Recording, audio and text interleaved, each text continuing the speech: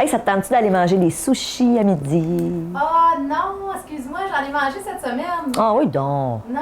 Ah oui donc, j'ai tellement le goût de ça. Oh, je m'excuse, ça me tente pas. OK, c'est correct, je vais demander à mon autre ami. Bon, ok, je vais y aller. Manipulation.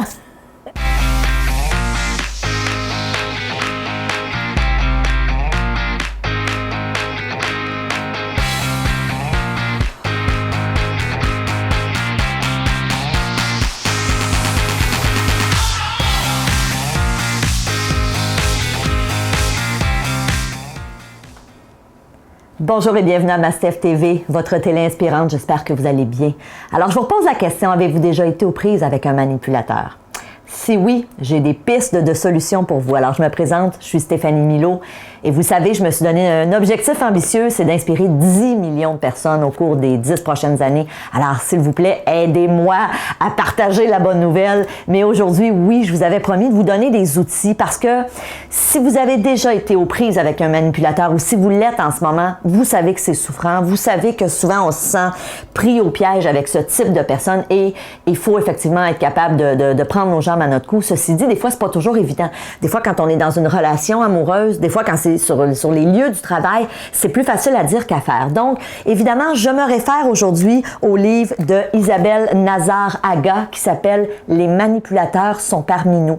Alors, tout à l'heure, dans la première entrevue, je vous ai énoncé les 30 caractéristiques. Donc, évidemment, si, comme l'auteur le dit, si parmi les 30 caractéristiques, vous en dénotez 14 ou plus chez la personne que vous pensez être un manipulateur ou une manipulatrice, déjà, c'est une lumière rouge. Dites-vous, OK, je suis en présence d'un manipulateur. Donc, comment se protéger de ces gens-là? Le premier conseil qu'Isabelle Nazar-Aga nous donne, c'est d'être capable de les identifier.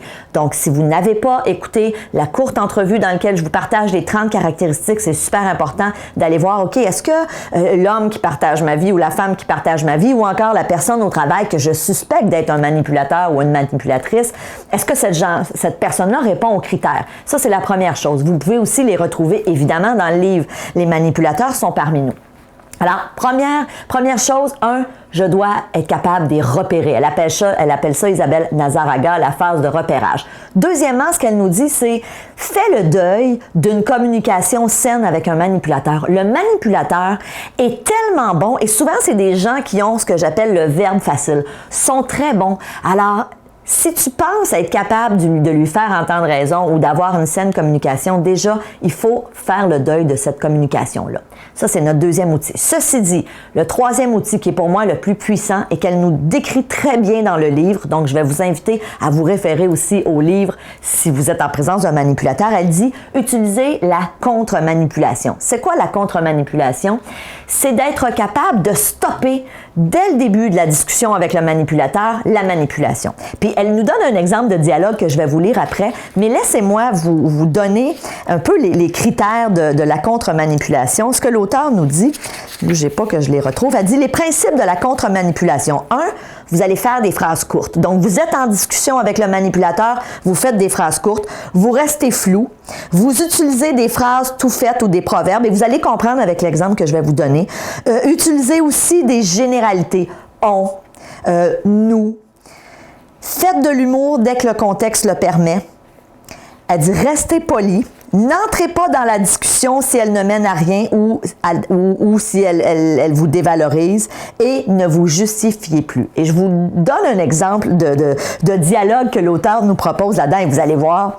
En tout cas, moi, j'assume que c'est la mère qui dit à sa fille « Oh, écoute, cet homme-là, il n'est pas fait pantoute pour toi. » Et la fille répond « C'est ton point de vue. » Alors, vous voyez, Isabelle Nazar-Aga nous disait « Utilise des phrases courtes. C'est ton point de vue. » ou « C'est ton opinion. » Et là, elle continue en disant « C'est pas l'avis de mes amis. » La mère répond « Ah, parce que tes amis le connaissent. » Là, vous répondez, ou la fille répond « Oui. » « Et pourquoi, moi, tu me le présentes pas? » Alors ça, c'est la mère qui dit ça.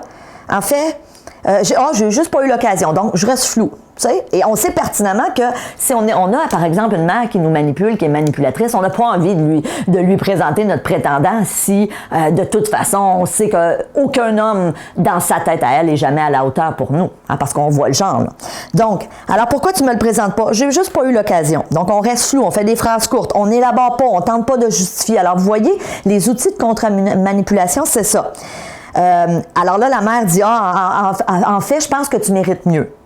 OK, c'est ton opinion, maman. Ben oui, t'es une fille tellement intelligente, franchement, qu'est-ce que tu fais avec un musicien? Alors là, la fille dit, c'est parce qu'il est musicien qu'il n'est pas intelligent? C'est pas ça. Alors là, la mère répond, c'est pas ça, j'ai pas dit ça, mais je pense que tu mérites un homme plus à ton niveau. OK, c'est ton opinion.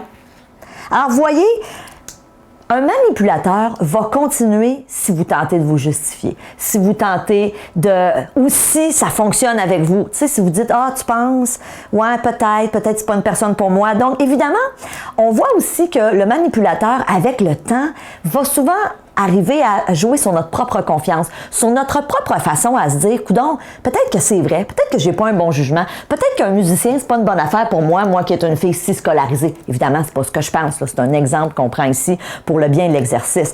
Donc, si vous êtes en présence d'un manipulateur, que ce soit la personne avec laquelle vous partagez votre vie, que ce soit quelqu'un au travail, évidemment, je vous dis, là, concept numéro 1, allez vous procurer le livre « Les manipulateurs sont parmi nous », c'est un super bon livre. Deuxièmement, allez identifier, est-ce que réellement je suis en présence du manipulateur?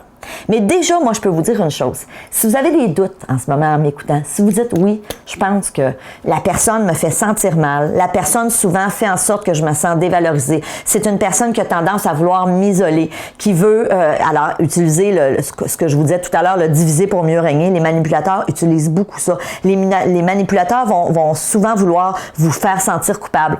Je vous racontais que j'ai déjà été dans une relation avec une personne que je considère comme étant un manipulateur. Et évidemment, je prends responsabilité, comme je vous dis, parce qu'il n'y a pas de manipulé, il n'y a pas de manipulateur s'il n'y a pas de manipulé. Ceci dit, je me rappelle très bien qu'à l'époque, j'étais enseignante et cette personne-là, quand je revenais la première journée, la première journée d'école, là, quand je venais de rencontrer ma classe, mais moi j'enseignais à des adultes, et la première question qu'il me posait, c'est « Est-ce qu'il y a des beaux garçons dans ta classe? Est-ce qu'il y a des gars qui t'intéressent? » Et je me rappelle, je me disais, comment est-ce qu'il peut me poser cette question-là? Je disais, c'est mes élèves. C'est un lien de professeur à élève. Et j'ai aucun intérêt pour mes élèves. Et de toute façon, je disais, pourquoi poser cette question-là? Mais par la suite, souvent dans l'année, il allait me revenir avec ça. Je suis certaine qu'il y en a qui t'intéressent. Ça avait juste pas... Et à un moment donné, c'est qu'avec le temps, et ça, c'est un exemple. Mais évidemment, quand c'est ton partenaire de vie, par exemple, c'est que ça se répercute dans ton quotidien. Souvent, c'est des gens qui vont être très jaloux, qui vont aussi faire de la projection. Alors moi, c'est ce que j'ai expérimenté dans cette relation-là. Et je peux vous dire une chose, c'est que même si, lorsque j'étais dans la relation, je ne savais pas nécessairement, je n'aurais pas pu, surtout dans les premiers mois, identifier que, OK, je suis en présence d'un manipulateur, sinon j'aurais fait quelque chose avant.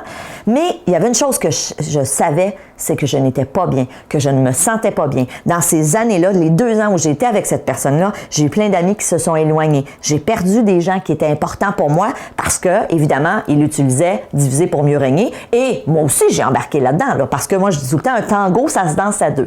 Donc, je trouvais ça important de faire une chronique là-dessus aujourd'hui parce que je sais combien ça peut être difficile d'être dans ce genre de relation. Encore là, comme je vous dis, que ce soit au niveau personnel ou professionnel, mais sachez qu'il y a des outils. Le livre d'Isabelle Nazaraga, utilisez la contre-manipulation, donc des phrases courtes, embarquez pas dans leur jeu, ne vous justifiez pas. Moi je dis souvent, tuez la discussion dans l'œuf. Ça veut dire que la personne qui dit, exemple, il n'est pas pour toi. C'est ton opinion. J'essaie pas de me justifier. J'essaie pas de dire, ben oui, il est pour moi, il est extraordinaire, il joue bien de la musique. Non! C'est ton opinion. Les autres pensent pas ça, mais c'est ton opinion, tu as le droit. OK? Donc, évidemment, c'est quelque chose qui s'apprend, c'est quelque chose qui va se pratiquer. Je sais aussi que lorsqu'on est dans une relation avec un manipulateur, souvent, il y a tout l'aspect émotif qui embarque. Si c'est la personne qui partage notre vie, donc s'il y a un lien amoureux, c'est d'autant plus difficile parce qu'il y a les émotions, parce qu'il y a aussi des bons moments avec cette personne-là. Si c'est en milieu de travail, c'est aussi difficile parce que des fois, ça peut être le patron, donc il y a une relation d'autorité. Il y a aussi toute la notion de vous avez un salaire qui est rattaché à ça, donc ça peut être plus facile à dire qu'à faire de dire éloignez-vous, partez en courant parce que vous avez peut-être des factures à payer, une famille et évidemment la décision de dire je quitte l'emploi parce que je suis aux prises avec un patron ou un collègue qui est manipulateur, c'est pas une décision qui se prend nécessairement en cliquant des doigts. Ceci dit, il y a des outils, sachez que vous pouvez les utiliser. Alors, j'espère que cette chronique aura su vous aider. Je vous dis évidemment merci d'être là.